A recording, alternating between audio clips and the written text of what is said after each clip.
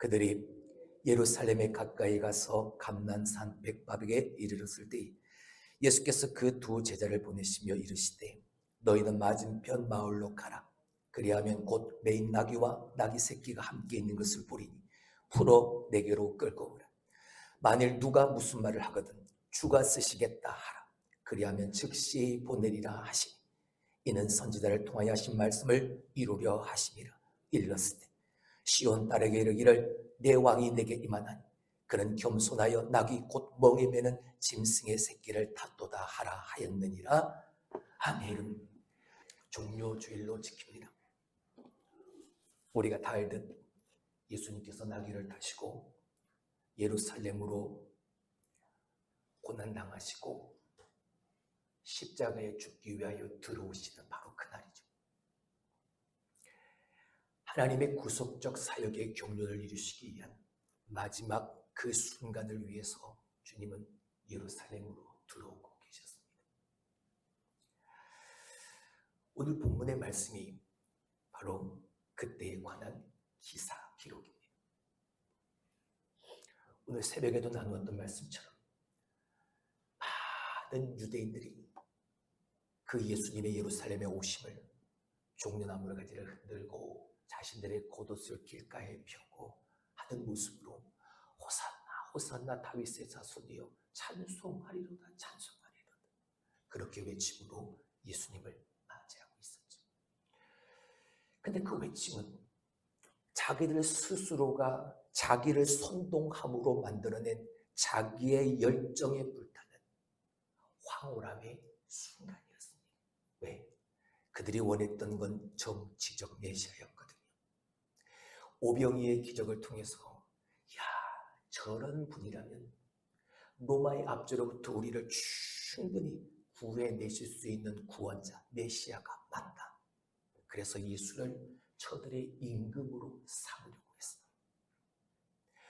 또 예루살렘에 들어오시기 얼마 전 머무시던 그 베다니 그곳에서 죽은 나사로를 살려내셨죠. 그 소문이 퍼지는 지금 예루살렘에 허다하게 퍼져있는 그 소문을 듣고 저 유대인들이 바라고 원하는 정치적 메시아로 우리를 살리실, 우리를 구원하실 그 메시아를 기다리고 환영하는 황홀함에 빠져있는 내가 만들어낸. 근데 우리가 잊고 있고 우리가 생각하지 못했던 것, 주님은 그 자리에 계시지 않았습니다. 그곳을 지나 예수님은 다시 베다니로 돌아가셨죠. 황홀함의 자리는 예수님의 자리가 아니었던 것. 냉정의 자리, 십자가에서 고난당하시고 죽으셔야 할 그 자리, 그걸 준비하시기에 주님은 황홀함의 자리를 버리시고 냉정한 자리로 나아가셨다. 이런 생각을 했습니다. 오늘 내가 있는 자리는, 내가 서 있는 이 자리는 어떤 자리인가? 사람들이 만들어낸 황홀함의 자리. 나 역시 저 사람들처럼 그 황홀함에 빠져서 황홀함의 자리에 없으시고 저 베다니로 다시 돌아가신 냉정의 예수 그리스도를 나는 바라보지 못하고 있는 건 아니야. 여기에 물들어서, 여기에 취해서 고난주간은 그 예수를 다시 바라보는 시간입니다. 황홀함의 자리가 아니라 냉정의 그 십자가의 예수 그리스도 그분을 다시 되찾는 시간이 고난주간입니다. 오늘 종교주일인 거예요. 베다니로 가신 예수님, 그리고 그곳에서 한 사람에 대한 이야기가 오늘 본문의 말씀에 기록이 되어져 있습니다. 도대체 예수님은 왜 예루살렘에 거하지 않고 베다니로 돌아가셨을까? 그곳엔 이 사람이 예비되어져 있었기 때문이었습니다. 먼저 그 예비하심이 있었기 때문입니다. 그 예비하심 앞에 오늘 다시 주님은 거기로 돌아가신 것이죠. 오늘 우리가 이 본문을 대할 때마다 우리는 두 가지의 의문을 가지게 되어집니다. 첫 번째, 예수님은 도대체 어떻게 하셨을까? 저 나귀가 저기에 매여 있다는 걸 도대체 예수님은 어떻게 하셨을까? 두 번째, 당시 나귀 한 마리는 농사의 미천, 살림의 미천이 되어지는 귀한 것인데 어찌 그것을 아끼지 않고 쉽게 선뜻 내어주었을까? 이런 궁금증이 생깁니다. 근데 이러한 궁금증을 가지고 있는 우리에게 오늘 마태는 우리가 주목해야 될 한 부분, 한 말씀을 우리에게 전해주고 있습니다. 오늘 본문의 말씀은 사복음서에 다 기록이 되어져 있습니다. 하지만 특별하게 마태는 조금 다른 추석을 이 이야기 다음에 담고 있습니다. 바로 스가랴 9장 9절의 말씀이죠. 구약의 스가랴 선지자가 예언했다는 걸 증거하고 있습니다. 스가랴 9장 9절. 시온에 따라 크게 기뻐할지어다. 예루살렘에 따라 즐거이 부를지어다. 보라, 내 왕이 내게 임하시나니 그는 공의로우시고 구원을 베푸시며 겸손하여서 나귀를 타시나니 나귀의 작은 것 곧 나귀 새끼니라. 마태는 예수님을 왕으로 여겼습니다. 아니, 왕으로 그렇게 마태복음을 기록하고 있습니다. 그는 예수님을 왕으로 이해했기 때문에 지금 이 모습까지도 왕이 예수님께서 예루살렘에 입성하시는 그 모습을 왕의 왕국 입성으로 그는 표현하고 있는 것이죠. 구약에 예언되어진 왕이니까. 지금 이 나귀 한 마리가 그 왕 대신 만왕의 왕이신 예수 그리스도를 모시는 데 쓰임을 받았다는 것, 이것이 오늘 이 상황을 바라보고 있는 마태의 통찰력이었습니다. 그것도 이 나귀가 이날 이렇게 영광스럽게 쓰임을 받는 것이 어쩌다가 우연히 일어난 것이 아니라 하나님이 저 옛날 오래전에 이미 하나님이 계획하시고 선지자를 통해서 예언되어졌던 사실이다.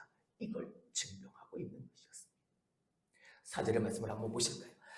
이는 선지자를 통하여 하신 말씀을 뭐하게 하려고? 이루게 하려고. 이게 마태의 통찰력이었던 거예요.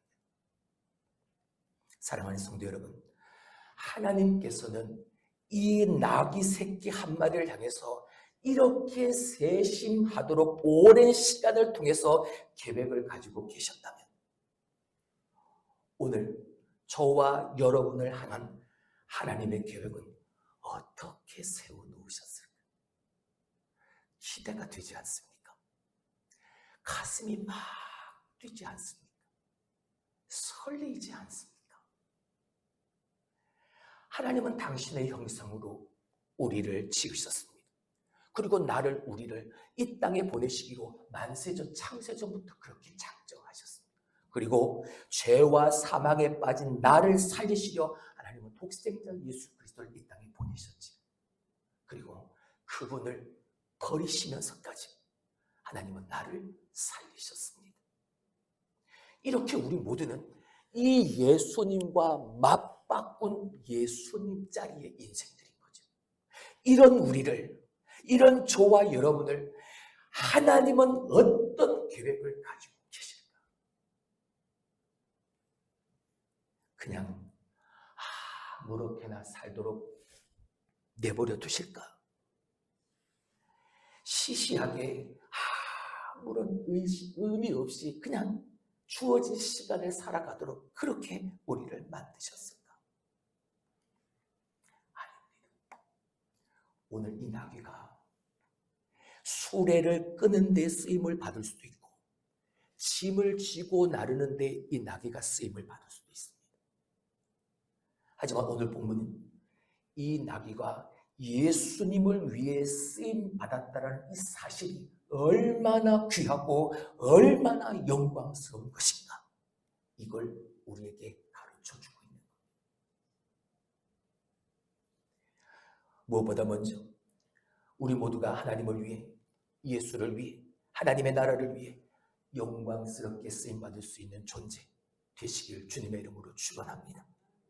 그렇습니다. 우리의 삶은 하나님이 쓰실 때만 가치 있습니다.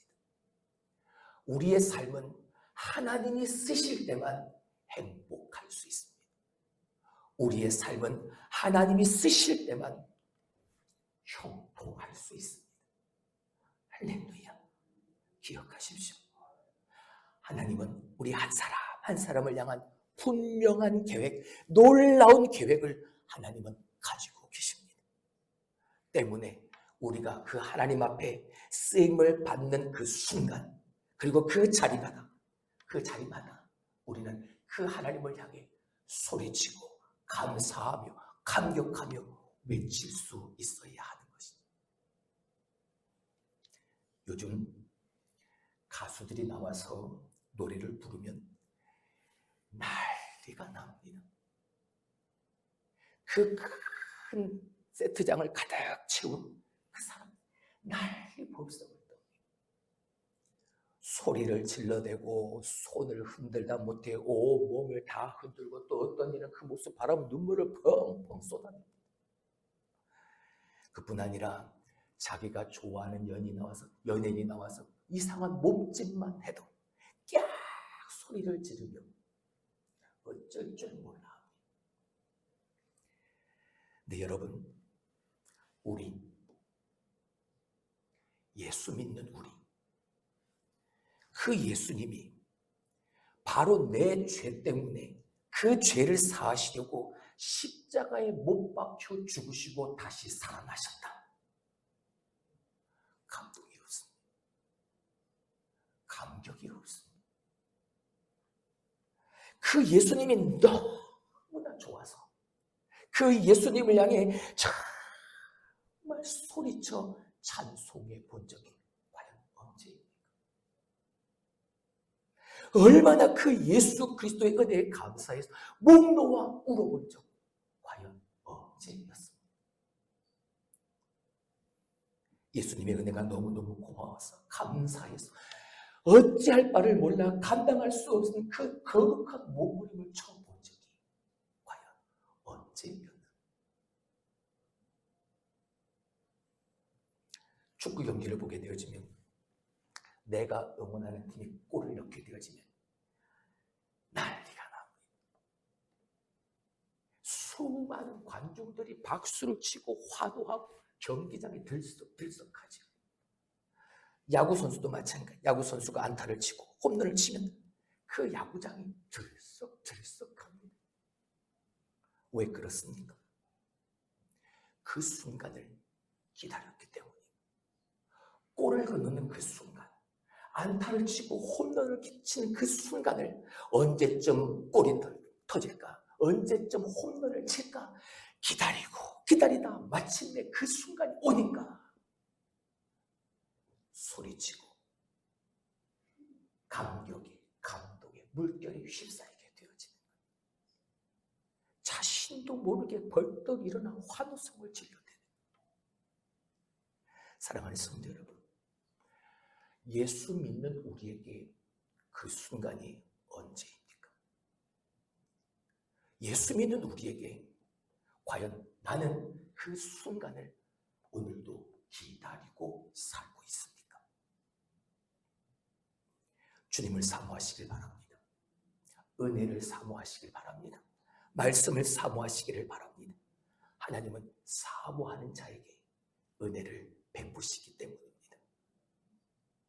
잊지 말아야 할 것, 종료주의를 맞이하면서 우리가 간과하고 지내고 있는 것, 주님이 나귀를 다셨다는. 근데 그 나귀가 어디서 왔느냐? 베다니 마을에 이름도 밝혀지지 않은 한 무명의 한 사람을 통해서 그가 주님 앞에 내어놓았기에 주님이 나귀를 타고 예루살렘에 들어오셨다.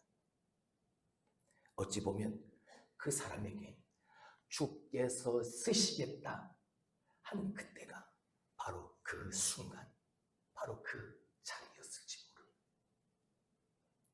오늘 종료주의를 맞이하는 우리에게도 우리가 그렇게 기다리던 그 순간, 그 자리가 바로 지금 여기가 될 수 있길 주님의 이름으로 축원합니다. 그 순간, 우리가 함께 참여하게 되어질 그 순간, 우리가 해야 될 일이 있습니다. 첫 번째, 그 순간 인정해야 합니다. 뭐를요? 그리스도의 주권을요. 그리스도가 나의 주 되심을 인정해야 합니다. 여러분, 주님은 마을에 들어가 보시지도 않았습니다. 근데 어떻게 거기에 나귀가 매여 있다는 걸 주님은 아셨을까? 또 왜 남의 나귀를 끌어가느냐?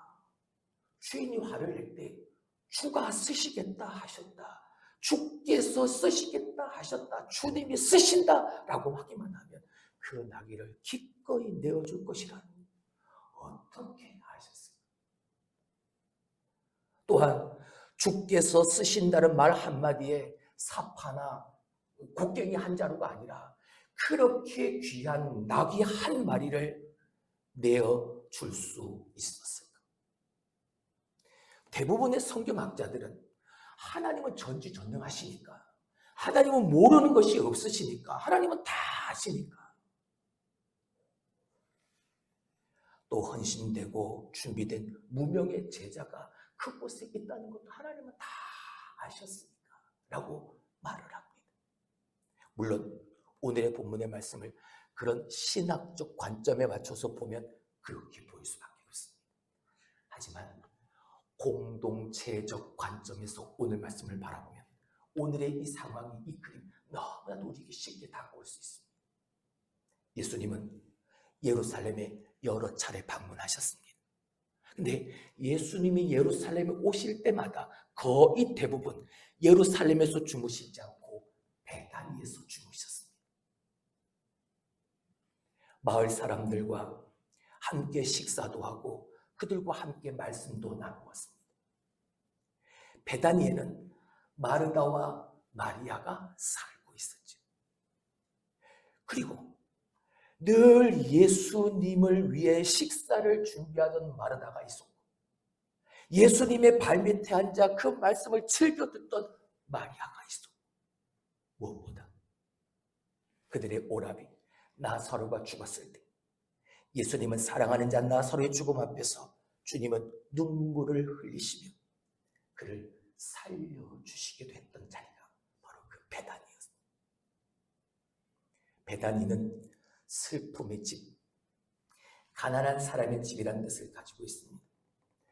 예수님은 아픔과 슬픔, 그리고 질병과 고통을 억지로 힘들게 삼키며 살던 그들과 베다니 사람들과 함께하는 삶을 사셨. 그들의 친구였고 그들에겐 희망이었던 거죠. 주님은 이 마을 나병 환자를 고치셨습니다. 죄 많은 한 여인의 아픔을 어루만지셨습니다. 그리고 죽은 자를 다시 살려내심으로 소망과 생명의 주 되심을 보이셨습니다. 나중에 예수님께서 십자가에 돌아가시고 난 후에 부활하셔서 여기까지, 이 베다니 앞까지 오셔서 저들을 축복하신 후 올라가셨다라고 누가복음 24장 50절 51절은 기록하고 있습니다. 그만큼 이 베다니 사람들 예수님과의 특별한 공동체 관계를 가지고 있었던 거예요. 이들이, 많은 사람들이 예루살렘으로 들어왔고 그곳에서 기도하고 찬송하다가 성령의 충만함을 경험했고 그 성령의 충만한 역사로 세상을 변화시키는 주역이 되어졌던 거죠. 그러니까 이 마을 사람들은 주님이 원하는 것이라면 무엇이든지 아낌없이 드릴 수 있는 준비가 되어 있는 마을이었던 겁니다. 마가복음 14장 3절 이하에 보면 예수님께서 베다니 시몬, 그 문둥이 시몬의 집에서 식사하실 때 한 여인은 가장 귀한 옥합을 가지고 와서 예수님의 발 앞에 깨뜨리고 예수님의 머리에 붓습니다. 왜요? 예수님의 장례를 미리 준비하는 모습이었기 때문에. 이런 그들이 지금 예수님이 십자가를 향해 예루살렘으로 올라가시는데, 지금 우리를 구원하신 왕으로 입성하시는데 끝까지 나귀 한 마리가 대수겠습니다. 그렇습니다. 예수님 안에 베다니 사람들이 있었고 베다니 사람 안에 예수님이 계셨습니다.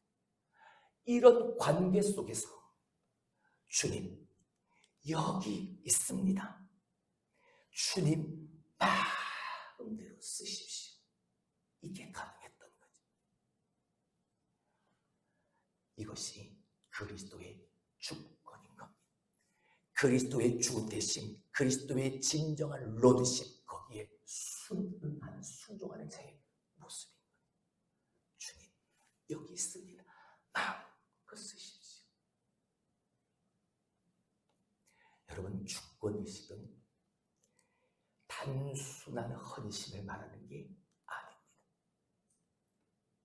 내가 예수 안에, 예수가 내 안에, 그리고 내 안에 예수 그리스도의 그 임재와 능력이, 그리고 내 삶의 목적이 다 그분에게 연결되어지는 그 영광의 단계를 말하는 거예요.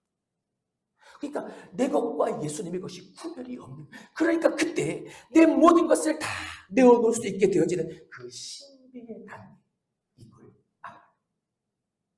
그게 주권의식을 가진 자의 모습입니다. 갈라디아서 4장 15절 이렇게 나아가는 거죠. 너희가 할 수만 있었더라면 너희의 눈이라도 빼어 나에게 주었으리라. 여기까지 갈 수 있는 주권의식, 그리스도의 주 되심을 인정하는 말이에요. 또한 예수님은 그 마을 사람들과 한 가족이셨습니다. 그러니까 어디에 어떤 누구의 나귀가 매어 있고 어디에 어떤 나귀가 있는지 주님은 흔히 다 알고 계신 거예요. 그러니까 주께서 쓰시겠다라는 그 말 한마디에 억지로 내어놓는 것이 아니라 기쁨으로 흔쾌히 내어놓을 수 있는 사람들이라는 것도 주님은 다 아신 거예요. 이것이 천국 가족. 예수님과 베다니 사람들은 이미 천국 가족의 관계예요. 이것이 그리스도의 주권을 인정하는 자의 올바른 모습입니다. 이것이 헌신이고 이것이 사랑, 참 사랑이에요. 그리스도의 주권을 인정하고 내어놓을 수 있는 사람의 참 사랑의 모습, 이런 거예요. 사랑하는 성도 여러분, 주께서 쓰시겠다는데 뭐가 아까운 것이 있겠습니까? 주님이 쓰시겠다는데 여러분 뭐 주저할 것이 있겠습니까? 오늘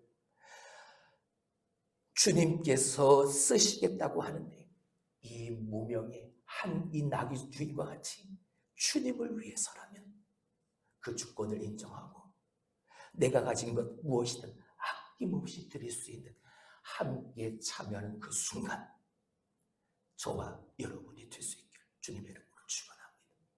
두 번째, 여러분 그 순간 함께 맞이하고 함께 참여될 그 순간 우리가 행해야 될, 우리가 보여야 될 두 번째 모습, 우리의 가슴에 그리스도의 보혈이 묻어 있어야 한다는 것.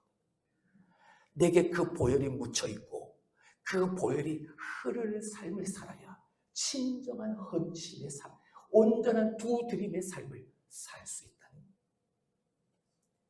진정한 예수 그리스도의 주권 의식은 여기서부터 출발하는 것. 예수님께서 나를 사셨다. 당신의 핏값을 주고 나를 사셨다. 그래서 나는 예수님의 것이다. 할렐루야. 이 구원으로 말미암은 감사, 이 구원으로 말미암은 감격, 이것으로 말미암아 나는 주님의 것이다. 나의 주인은 그리스도 예수시다. 그리스도의 주권을 인정하게 되어지는 것이죠. 모두 예수님의 것입니다. 생명도 시간도 다 주님의 것입니다. 그래서 오늘 부르면 아무 말 없이 오늘 우리는 그냥 갈 수밖에 없는 인생입니다. 은사도 주님이 주신 겁니다. 왜요? 주님을 위하여, 하나님의 나라를 위하여 마음껏 쓰도록 살라고 우리에게 주신 것입니다. 물질도 기업도 다 주님의 내 것이 아닙니다. 그렇습니다. 주가 쓰시겠다 말씀하실 때 이 베다니 사람들은 주님이 필요하면 당연히 드려야지요, 이 마음이었다. 3절의 말씀을 주가 쓰시겠다 하라. 그리하면 즉시 보내리라. 할렐루야. 주가 쓰시겠다 하라. 그리하면 즉시 뭐하리라. 보내리라. 아브라함아, 네 아들 이삭을 바쳐라. 즉시 아브라함 순종하라. 너는 나를 따라오너라. 내가 너를 사람 낳는 어부가 되게 하리라. 즉시 제자들은 예수님을 따랐다. 예수님이 주가 쓰시겠다, 주라고 표현하셨죠. 내가 주인이다, 이걸 강조하고 계십니다. 때문에 참된 헌신, 진정한 헌신은 그 예수 그리스도에 대한 사랑, 여기서부터 시작이 되어지는 거죠. 사랑이 없는 헌신, 사랑 없는 봉사, 감사 없는 섬김, 아무것도 아니에요. 여러분, 베다니 사람들은 예수님이 예루살렘으로 올라오실 때 항상 만났습니다. 근데 오늘따라 주님은 오시지 않고 나기만 요구하십니다. 그들은 이 길이, 이 여행이 어떤 길이고 어떤 여행인지 알았을 겁니다. 마지막 여행 이후 십자가를 지고 죽으러 가는 그 길임을 알았을지 모릅니다. 때문에 그들은 이 나귀를 드리는 것은 예수 그리스도의 그 죽음을 준비하는 그 모습이기도 한 겁니다. 여기에 헌신의 원리가 있는 거예요. 우리가 주님을 사랑하고 그 사랑함으로 주님을 위해 무엇을 할 때마다, 무엇을 드릴 때마다 우리의 가슴 속에 그 예수 그리스도의 사랑에 대한, 예수 그리스도의 그 십자가의 보혈이, 우리의 피가 그 보혈로 덮어져 있어야 하는, 우리의 가슴에 그 보혈이 묻어 있어야 하는, 예수 그리스도의 보혈에 대한 감사, 감격으로 흘러 넘쳐야 하는, 예배 시간마다 예배 드리는 자의 가슴 속에 그 예수 보혈이 흘러야 하는 것. 말씀을 전할 때 전하는 자나 듣는 자나 그 가슴엔 예수의 피가 묻어 있고 흘러야 하는, 기도할 때 내 가슴에 예수 그리스도의 십자가의 보혈이 흘러야 하는, 거기서 진정한 헌신이 나오기 때문에 주님이 쓰시겠다, 이 말에 선뜻 내어준 것으로 보면 이 사람은 분명 믿음 좋은 사람이었어요. 우리가 여기서 발견할 수 있는 주님의 필요에 이 한 사람이 절대 순종했다는 거죠. 나귀 주인은 주께서 쓰시겠다는 말 한마디에 자기의 소유권의 문제, 그리고 또 다른 문제는 전혀 개의치 않고 그저 주님 앞에 그 나귀를 내어드립니다. 여러분, 성경에는 이렇게 선뜻 내어놓은 헌신하는 사람들이 참 많이 기록되어져 있습니다. 주님이 쓰시겠다 하실 때 기꺼이 나의 값진 것들을 내어놓았던 그 믿음의 사람, 예수님이 제자들과 함께 마지막 성만찬을 위해 준비되어졌던 다락방, 이 다락방의 주인은 위험을 무릅쓰고 예수님과 그 제자들에게 그 밤을 내어드렸습니다. 또한 예수님이 십자가에서 돌아가신 후에 시신을 거두었던 두 사람이 있죠. 한 사람 아리마대 요셉, 그는 자기가 쓰려고 미리 만들어둔 그 돌 무덤에 예수님을 장사 지냈습니다. 아직 한 사람도 장사 지낸 적이 없는 새 무덤을 주님께 드렸습니다. 또 한 명은 예수님의 시신에 향품을 바르고 예수님의 시체를 세마포로 쌌던 니고데모, 그는 몰향과 침약 섞은 것을 100근쯤 가지고 왔다고 성경은 기록하고 있습니다. 어마어마한 값비싼 양이었습니다. 주님을 위해 아낌없이 내어놓았습니다. 근데 중요한 건 이 두 사람은 내가 주님이 쓰고자 하지 않았음에도 불구하고, 주님이 쓰자고 하지 않았음에도 불구하고 그들은 자발적으로 하나님 앞에 내어놓았다, 헌신한 자들이었다. 또한 이들 외에도 주님이 쓰시도록 자기의 모든 것을 내어놓은 사람 얼마든지 있죠. 조금 전에 말씀드렸던 것처럼 예수님께 향유를 부었던 그 여인, 오병이어의 기적의 시작이 되어졌던 보리떡 5개와 물고기 2마리를 내어놓았던 그 어린아이, 그리고 연복에 자신의 전부를 넣었던 한과. 네, 여러분, 성경은 이들이 그렇게 주님 앞에 귀한 것을 내어놓았을 때 어떤 복이나 어떤 상을 받았다, 성경은 기록하고 있지 않습니다. 기껏해야 칭찬을 받았다, 이것으로 끝났죠. 오늘 본문에 나귀를 드린 주인이 그 후에 무엇을 받았던가요? 다락방을 들인 마가의 부모가 그 일로 말미암아 부자가 되어졌던 거예요. 아리마대 요셉이 자기의 새 무덤을 드린 후에 그 아리마대 요셉이 별다른 복을 받았던 거예요. 니고데모도 마찬가지예요. 옥합을 깨뜨린 여인도, 오병이어의 기적을 시작한 이 어린아이도, 과부도 그 어떤 보상을 받았다는 기록이 성경에 없습니다. 그러면 이들은 왜 그토록 헌신을 했을까? 그 온전한 두드림의 삶을 보였을까? 주님께로부터 은혜를 받았기 때문에. 할렐루야. 내가 그 은혜를 받았기 때문에. 내 가슴에 무엇보다 예수 그리스도의 보혈이 묻혀있고 흐르고 있었기 때문입니다. 그리고 그 은혜와 사랑에 감사하고 보답하는 마음으로 작은 정성을 보인 것이죠. 주께서 쓰시겠다 하라. 주님이 쓰시겠다 하시니까 언제든지 쓰십시오. 나는 주께서 피로 사신 주님의 것입니다. 이 고백이었다. 사랑하는 성도 여러분, 오늘 본문의 말씀, 주가 쓰시겠다. 이 말씀이 우리의 심령에 강한 찔림으로 부딪혀오길 주님의 이름으로 축원합니다. 저 베다니 한 무명의 사람, 마치 예수님과 사전에 약속이 되어졌던 것처럼 주가 쓰시겠다고 하니까 서슴지 않고 아무도 타보지 않은 새 나귀를 그리스도의 주권을 인정하고 그 주님의 사랑을 기억하는 마음으로 하나님 앞에 드렸던 그 모습대로 말이에요. 그리고 이에 무리들이 겉옷을 벗어놓고 종려나무가지를 펴서 흔들어대고 앞에서 펴고 뒤에서 앞서고 뒷섬에 따르며 호산나 다윗의 자손이여 찬송하리로다 찬송하리로다. 지상 최고의 순간을 만들어냈던 그 시작이 되어졌던 이 베다니 한 무명의 이 낙의 주인처럼. 그런데 오늘 우리는 주님을 위하여 무엇을 드리고 있습니까? 주님은 우리를 위하여 목숨까지도 내어주셨는데 우리는 오늘 그 주님을 위하여 무엇을 얼마나 드리고 살고 있습니까? 주가 쓰시겠다. 예, 주님 마음껏 쓰십시오. 언제든지 쓰십시오.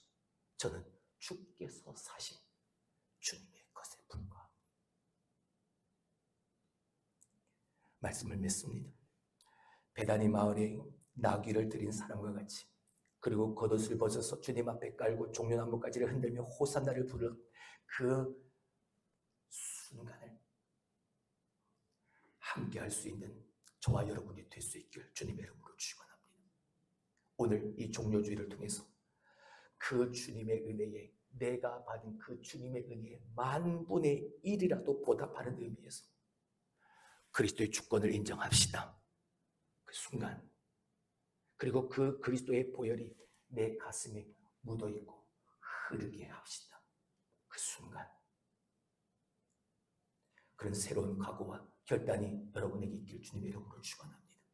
그래서 주님의 그 고난 당하심이 그냥 추상적이거나 관념적인 것이 되어지는 것이 아니라 실제로 내게 체험되어지고 내게 다가오는 이 고난 주간이 될 수 있기를 다시 한번 주님의 이름으로 축원합니다. 바울의 고백과도 같이 이후로는 누구든지 나를 괴롭게 하지 말라. 내가 내 몸에 예수의 흔적을 가지고 지니고 있노라.